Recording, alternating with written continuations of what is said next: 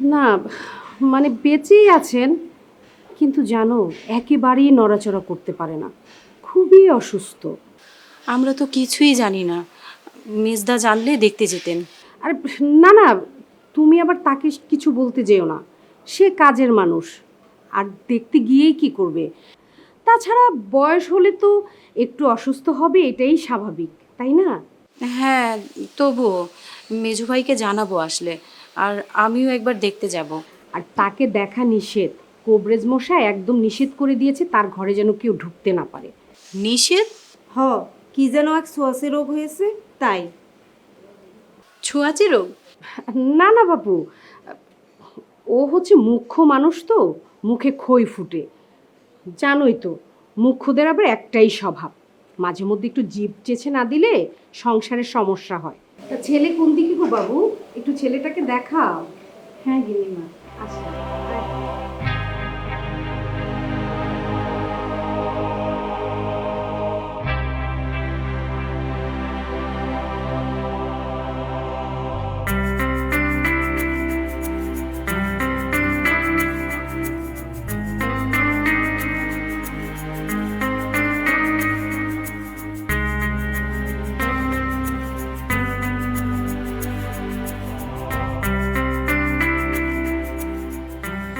কি হলো?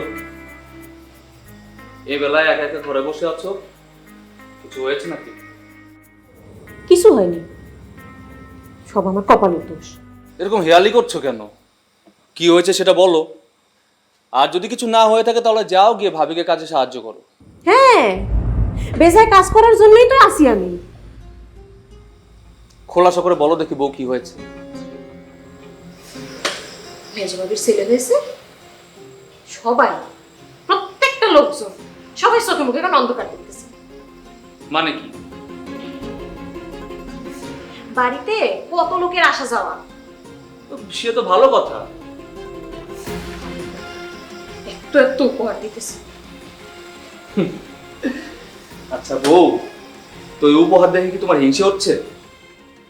তো হবে না, আমাদের বিয়ের কতদিন হয়ে গেল, তোমাকে দিয়ে আমার আর কোনো ভরসা নেই।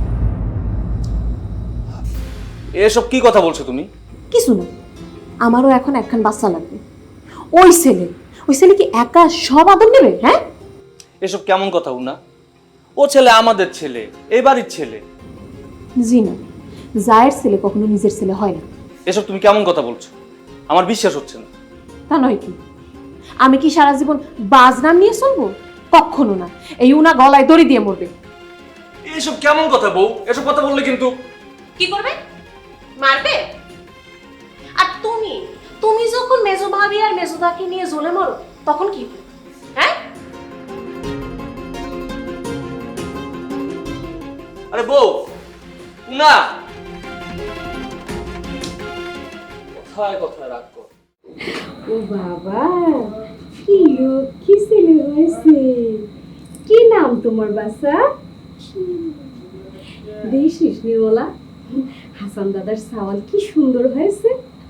ঠিকই কয়েছেন গিনিমা, দেখতে একেবারে রাজপুতের মতো হয়েছে। হ্যাঁ, লক্ষ্মী ছেলে হয়েছে। দেখো, এই যে তোমার জন্য কত কিছু নিয়ে আইছি, মা আসলে পরে তোমাকে সব কিছু দেখাবি, ঠিক আছে? দেখছিস আমার লক্ষ্মী বাবা হয়েছে, দেখি তুমি। হ্যাঁ, এটা তাহলে এখানে রেখে দিই, হ্যাঁ?